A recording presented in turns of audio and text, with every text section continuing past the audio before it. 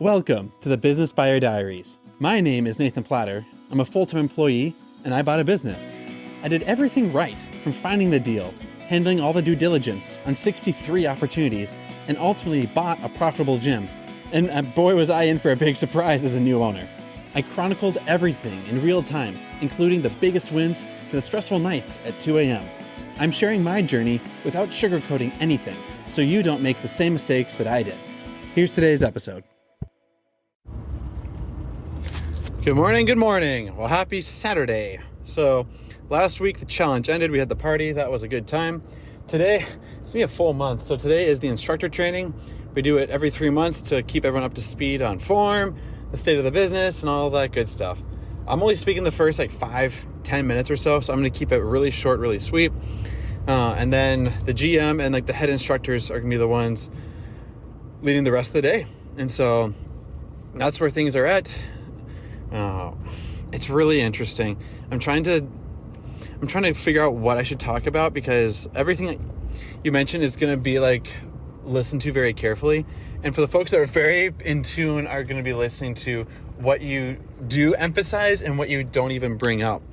And so, for example, a few months ago, a manager was saying hey, the end is near. Nathan's a horrible person. Everything is falling apart.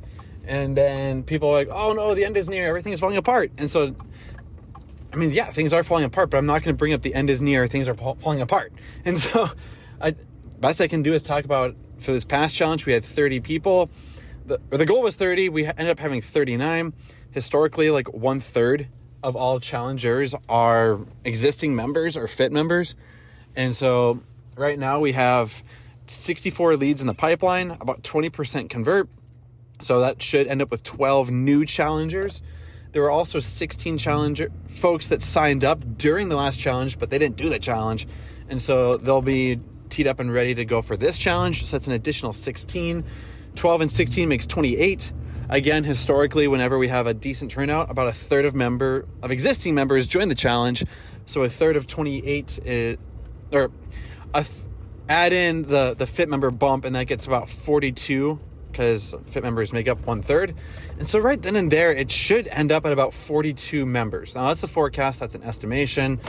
The goal is 45, so it's going to be close, but we're going to get as close as we possibly can. And so when folks ask about, how many are we going to have? What's the slate? I'm going to talk about the sales pipeline, the potential, the opportunity, and I'm not going to be focusing on the profit and loss. And so it's just weird. I don't like gaslighting people. I don't like doing this style of leadership and ownership.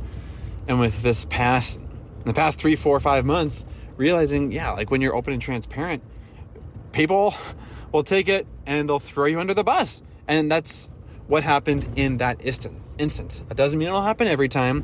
It doesn't mean it'll happen none of the time. It's somewhere in between. And so it's tough to acknowledge that, move on from that, and not assume that's the norm. But yet that is what can happen. So that's going to be the focus for today. Also going to focus on corporate, wanting to standardize membership pricing as well as membership packages. So more to come probably November when corporate comes up to see the place, see other studios. They do their 6-month checkout, making sure everything is going decently smooth. There's that. And then what was the other thing? Staffing is stabilized. So the instructors are coming back. Folks are getting on board. We've got a few new on the management team, which will help with scheduling. And so I'm going to emphasize those 3. The sales pipeline, the in-house staff, and the membership packaging. And so I just feel weird about it. I'm not used to it. I'm not a fan of doing it, but I'm going to step in and be that CEO that is going to lead well with the cards that I have. So we're going to go do it. We're going to have fun. I'll be home around 1 o'clock, and then my kids will be taking a nap. So they'll wake up around 2:30 or 3, and then we'll have a day at home with them. So it's just one of those, Saturdays that is very much gym focused and not day job focused or family focused. Yeah. That's where we're at. That's where we're going. Let's rock and roll. This has been another episode of the Business Buyer Diaries. Subscribe so you don't miss the next episode. I hope you're realizing that business ownership is no cakewalk. Check the podcast notes for a link to the DIY due diligence program, the complete list of show sponsors, and for media inquiries. Music written and composed by Wes Schrock. I'm your host, Nathan Platter. Join me again on the next one.